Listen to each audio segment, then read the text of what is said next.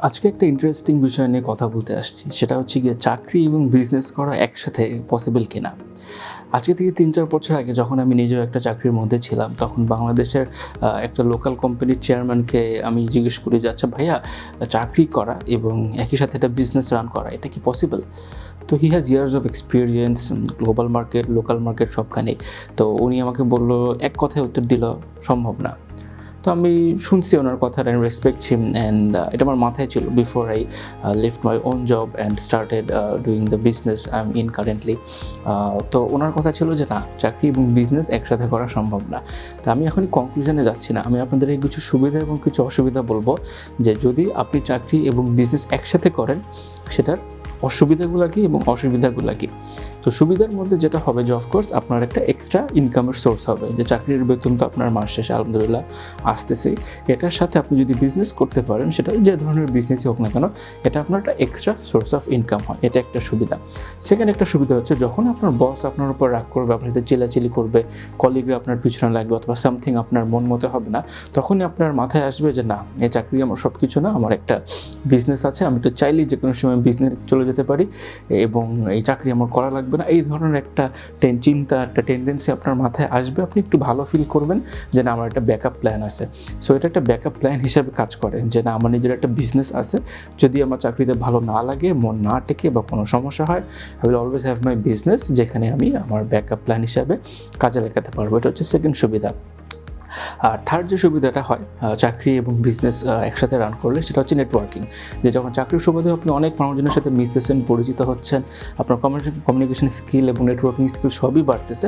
এবং যখন আপনি বিজনেস করতেছেন, সেখানেও আপনি সাপ্লাইয়ের সাথে মিলতেছেন, কাস্টমার্স এবং অন্যান্য কম্পিটিটার সবার সাথেও আপনার ওঠা বসার কমিউনিকেশন হচ্ছে, সেখানেও আপনার কিছু স্কিল বাড়ে। সো এই তিনটা হচ্ছে গিয়ে আপনার সুবিধা, যদি আপনি চাকরি এবং বিজনেস একসাথে করেন, রাইট। এখন বলি অসুবিধার কথা। অসুবিধা সবার আগে যেটা হয়, যে দুই নৌকায় পা দিয়ে ব্যালেন্স করা কখনোই সহজ না। আপনি চাকরির দিকে মনোযোগ দিবেন, কি আপনি চাকরির মিটিংগুলো অ্যাটেন্ড করবেন, নাকি আপনি আপনার বিজনেসের চিন্তা করবেন। তখন যে প্রবলেমগুলো হয়, যে দুইটাই কোনো রকম চলতে থাকে। আপনি অফিসের যেহেতু একটা রুলস অ্যান্ড রেগুলেশন আছে, ওটার মধ্যে আপনাকে থাকতে হবে, এবং যেহেতু তারা আপনাকে স্যালারি দিচ্ছে, আপনার অবশ্যই উচিত সেগুলো মেনে চলা। এবং যখন আপনি বিজনেসের দিকে ফোকাস করবেন, তখন কিন্তু আপনি চাকরির রুলগুলো ভেঙে বিজনেসে ফোকাস করতে পারবেন না। বিজনেসে আপনি সময় দিবেন আপনার এক্সট্রা সময়গুলো, যে হ্যাঁ, আমি এখন বাসায় আছি, এখন উইকেন্ড, এখন আমি আমার বিজনেসে সময় দিই। তো এই যে টাইম ম্যানেজমেন্টটা, এই টাইম ম্যানেজমেন্টে আমরা করে উঠতে পারি না। তাহলে যেটা হয় কি, বিজনেসের যেভাবে গ্রো করার কথা ছিল সেভাবে গ্রো হয় নাই। সবসময় আমি আইদার অফিস নিয়ে বিজি, নাহলে বাসায় যখন আসতেছি ফ্যামিলি টাইম নিয়ে বিজি, অথবা বিজনেসে একটু সময় দিচ্ছি। শুধুমাত্র বিজনেসে যদি আপনি ফোকাস করতেন, তাহলে আপনার বিজনেস যে গ্রোথটা হইতো, চাকরির কারণে আপনার কিন্তু এটা হচ্ছে না। সেটা হচ্ছে সেকেন্ড অসুবিধা। থার্ড যে অসুবিধাটা হয় সেটা হচ্ছে গিয়ে, আপনার কোনোটাই ঠিক মতো হয় না।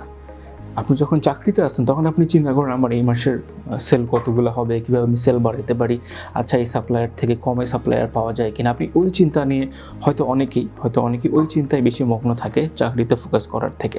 সেক্ষেত্রে কিন্তু তার চাকরির পারফরমেন্সটাও হ্যাম্পার হচ্ছে।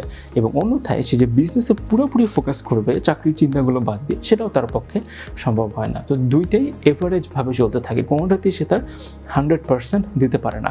এটা একটা অসুবিধা হয় যদি হয় আপনি চাকরি এবং ব্যবসা একসাথে করতে চান। আলটিমেটলি যেটা হয়, আমরা তো অনেক ধরনের এন্টারপ্রেনিয়রদের সাথে কাজ করি। অনেকে কেউ চাকরি করে সাইড বাই সাইড এটা বিজনেস করে, কেউ চাকরি ছেড়ে এটা এখানে এন্টারপ্রেনিয়রশিপে আসে। সব ধরনের ক্লায়েন্টই আমরা দেখেছি, তাদের আমি বিভিন্ন যখন তাদের সাথে কথা বলি, তাদের কাছ থেকে ফিডব্যাকগুলো নেই।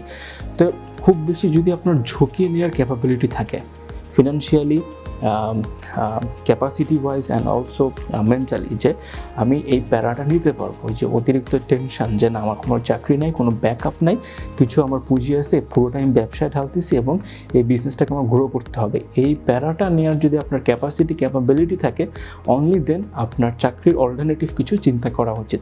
বাট কখনোই দুইটা একসাথে চালাতে গেলে কোনোটাই ভালো মতো হবে না।